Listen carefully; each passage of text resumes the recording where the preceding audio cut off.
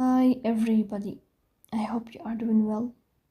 Today we will talk about how to fix or how to solve the problem of buffering on AI chatbot. We click on settings, then we click on apps, default apps, app settings. Here we will search for AI chatbot Nova.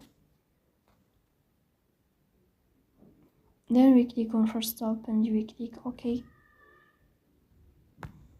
Here we click on storage. Then we click on clear cache. In the end, you will turn off your phone and you will wait a moment to restart your phone again to fix that problem. So please don't forget to support us by like and subscribe. See you next time.